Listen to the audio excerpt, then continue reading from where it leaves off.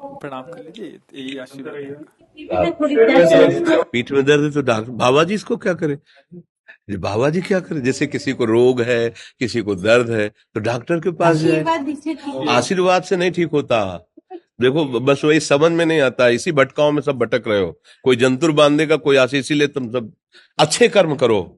पूर्व के पूर्व कर्मों के पाप से हमें दंड मिलता है। अच्छे कर्म करो, नाम जप करो, माता पिता की सेवा करो, सद्भाव से चलो। अभी ये कर्म नष्ट हो जाएंगे, किसी से जंतुर बंधवाने की जरूरत नहीं, किसी से आशीर्वाद मांगने की जरूरत है। अब नाम जप ना करो, खाओ मुर्गा मांस, पियो शराब, करो व्यभिचार करो, तो बाबा जी आशीर्वाद दे दे तो कोई आशीर्वाद काम नहीं करेगा। दुर्गति होगी यहाँ भी और वहां भी। हमारी बात समझो।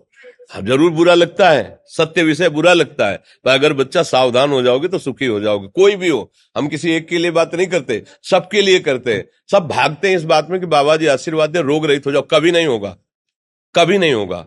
तुम्हारे आचरण ठीक होंगे तब तुम्हारा सब काम बनेगा। हाँ देखो ना, खा रहे हैं जीवों को उबाल उबाल करके मांस, पी रहे हैं शराब, कर रहे हैं बेविचार, बुद्धि भ्रष्ट होगी और नष्ट होना पड़ेगा, क्योंकि आचरण गलत है। कोई आशीर्वाद किसी का काम नहीं करेगा। आप अच्छे आचरण करो, माता पिता की सेवा करो, परिवार की सेवा करो, समाज की सेवा करो, नाम जप करो। शरीर में कोई छोटे मोटे कष्ट आवे उनको सह जाओ, आगे चलकर आप देखो कि कैसी उन्नति होती, अच्छा होगा, मंगल होगा। इस ब्रह्म में ना रहना किसी के आशीर्वाद से कुछ हो जाता है। हम आपको पक्की बात बताते हैं कि आज बाबा के यहाँ गए थे यार, पीठ में दर्द कम हो गया। ये तुम्हारा पुण्य लग गया, पुण्य बन गया, तुम्हारा कर्म। तुम आए ना यहाँ, तो जो जो पाग आगे धरे कोटिन यज्ञ समान, साधु दर्शन के लिए भाव से आए तो तुम्हारा वो रोग नष्ट होगा, तुम्हारे कर्म से नष्ट हुआ। तुम सत्कर्म किए ना, उससे कर नष्ट हुआ। बात समझो बच्चा, आप हमारे घर के हो सब। आशीर्वाद देने से हम कई बार कहा कि अगर तुम सुखी हो जाओ तो हम किसी से न मिले, चुपचाप अपने कमरे में बैठे केवल आशीर्वाद देते रहे सबको। लेकिन नहीं सुखी होगे। सुखी होगे तुम अपने कर्म से।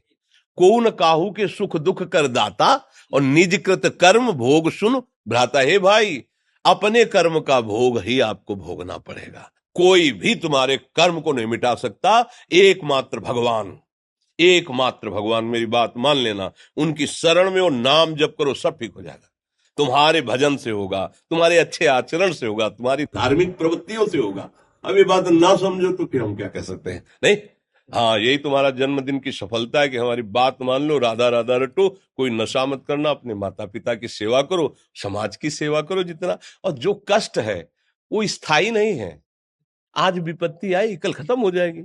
अभी दिन है, फिर रात आ जाएगा, रात है तो दिन आ जाएगा। ये क्रम चलता रहता है, हमें निराश नहीं होना।